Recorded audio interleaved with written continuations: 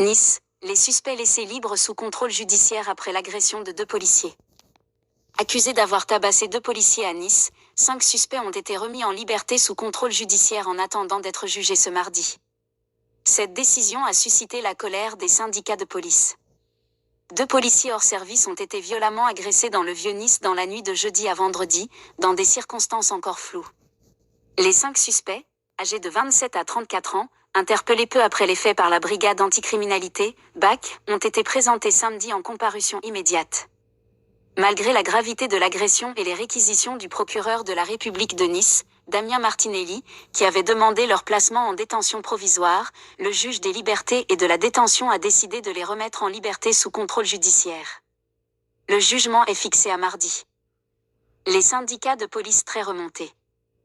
La décision de remise en liberté sous contrôle judiciaire a provoqué une vive réaction des syndicats de police. Rudy Mana, porte-parole du syndicat Alliance Police Nationale, a dénoncé sur X la haine anti-flic et pointé une escalade de la violence qualifiée de « France Orange mécanique ».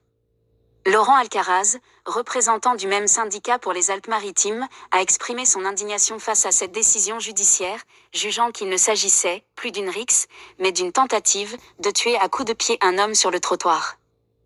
2 versions divergentes.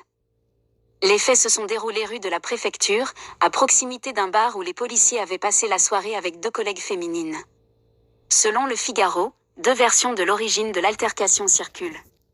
L'une évoque une remarque déplacée faite par un suspect à l'égard d'une policière, tandis que l'autre rapporte une proposition de cannabis faite aux policiers, qui auraient décliné en précisant leur profession.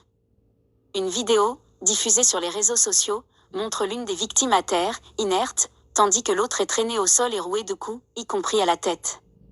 Malgré l'intervention de témoins, les agresseurs ont poursuivi leur action jusqu'à frapper à nouveau le premier policier au sol. Les 2 victimes, hospitalisées, ont chacune reçu 4 jours d'incapacité totale de travail, ITT.